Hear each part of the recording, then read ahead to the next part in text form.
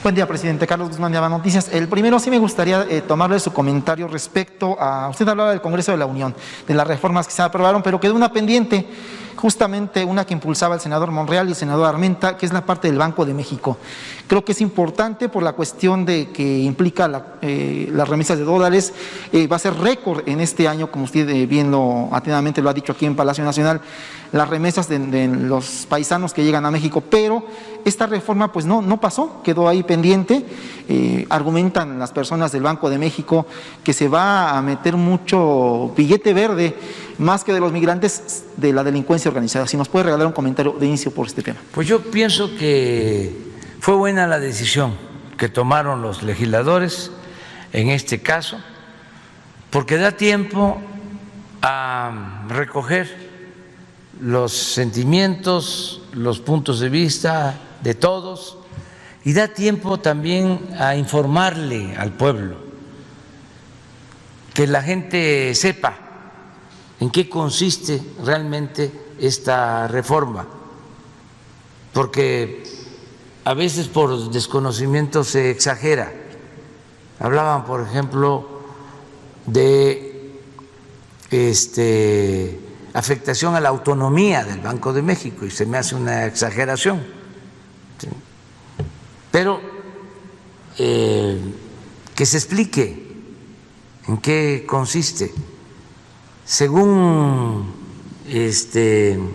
me han informado, lo que se quiere, lo que se busca, es que la gente que tiene pocos dólares y que los quiere cambiar, pues que le paguen lo justo. Sí, tenga mejor precio de cambio. ¿Sí? A mejor precio. Porque hay un mecanismo ahora, que eso es lo que hay que aclarar, ¿no? Donde para que se reciban dólares se requiere una especie de certificación. A nosotros nos sucedió hace poco. La Procuraduría, ahora la Fiscalía, iba a donarle al instituto para devolverle al pueblo lo robado, no a donarle, a entregarle, porque todo lo que se obtiene por decomisos va al instituto, y tenía lo que llaman numerarios, dólares, por 500 millones de pesos. Entonces, aparentemente iba a ser fácil que con esos 500 millones se compraran boletos y esos boletos se entregaran a los hospitales COVID. Lo que se hizo, pero con otro financiamiento. Entonces, esos dólares los tiene la Fiscalía en el Banco de Comercio.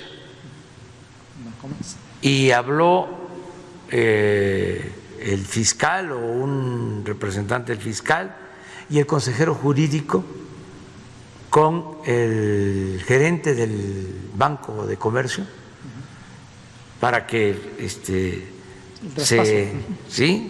se lograra tener ese dinero, y la respuesta fue que tenían que mandar ese dinero a Canadá.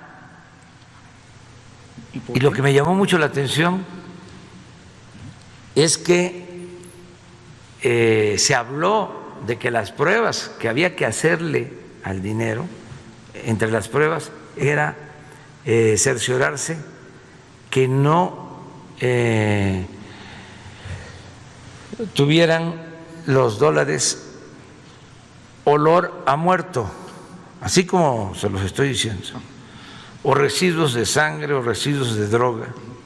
Entonces allá hacen esa clasificación, descuentan los que pueden tener esa situación y regresan el resto o aceptan el resto, lo que para ellos consideran válido.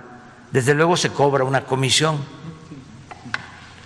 Entonces, tengo entendido que la iniciativa va orientada, no en todos los casos, pero para que ese procedimiento se pueda hacer en México y aquí mismo se haga el descuento, ¿sí?, pero que no se castigue tanto Sí, el tipo de cambio. al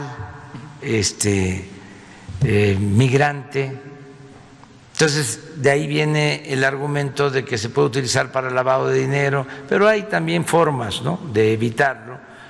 De todas maneras, es muy bueno el que haya tiempo, el que se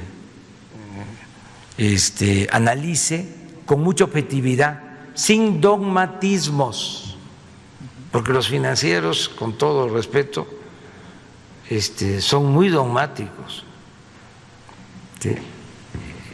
Entonces, se metió en este tema hasta el Fondo Monetario Internacional y hubo mucho ruido. Entonces, que se analice y que se actúe en beneficio del pueblo, sin perjudicar a ninguna institución. Desde luego hay que respetar la autonomía del Banco de México, pero tampoco exagerar, y que actuemos también con independencia, porque es mucha la subordinación que se daba, pues, y que se sigue dando a organismos financieros internacionales, y de allá nos mandaban la política económica, y de allá nos mandaban las recetas que teníamos que aplicar, una dependencia total. Entonces, ¿qué no podemos decidir nosotros de acuerdo a lo que conviene al pueblo? Y también en el caso del Banco de México, que ayuden para que haya crecimiento y haya bienestar, porque se ajustan nada más a control de inflación. Es muy importante esa labor, sí, pero necesitamos desarrollo, necesitamos bienestar, que vean al pueblo, la economía de las familias, que no estén pensando nada más los directivos de esa institución en los financieros, y que no sean empleados de los machuchones de las finanzas, que sean representantes de México y sobre todo del pueblo de México. Pero fue muy buena la decisión, sí, la celebro, el que se hable más. Aquí ofrecemos este espacio para que la gente conozca más sobre la reforma, y hay que desmistificar, porque también los tecnócratas han querido que estos asuntos nada más los traten las élites, en el entendido de que la economía es asunto de los economistas, de los expertos. No, la economía, como la política, es asunto de todos. Si aquí se explica de manera sencilla o en los foros, la gente va a saber. Además, son procesos pedagógicos muy importantes, que se analicen los pros, los contra, que se escuche a todos y que prevalezca la razón, no los dogmas. Nada de que no se puede tocar al intocable. Sobre esto no hay que hablar, no hay que meterse. No testarees esto, porque puede generarse una catástrofe. No, que va a haber inestabilidad financiera. No, los que manejan los mercados son muy inteligentes, saben muy bien. Si realmente hay una reforma dañina, a intereses económicos, financieros, hay reacción de inmediato. Pero si es una situación de regulación, no pasa nada. Es un poco lo que decían cuando tomamos la decisión por mandato del pueblo de cancelar lo del aeropuerto. Decían, no, va a ser tremendo, se va a caer la bolsa, va a haber inflación, Que se iban a ir los inversionistas. devaluación del peso, no pasa nada. Lo mismo, ese dogma, ¿no?, de los del Banco de México, de los que están ahora y de sus maestros, de que si aumentaban el salario, en automático Inflación. iba a haber inflación.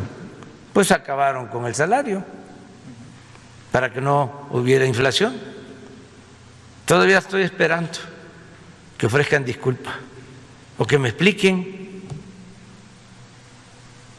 sobre ese tema, todo el daño que causaron, cómo es que el salario en México, a pesar de los últimos aumentos, el salario mínimo es de los más bajos del mundo. ¿Cómo lo van a explicar? O sea, es esto, ¿no? O sea, ¿van a atender la economía popular o van a estar nada más sirviéndole a los machuchones de las finanzas de México y del mundo? Eso es un poco la explicación que puedo dar.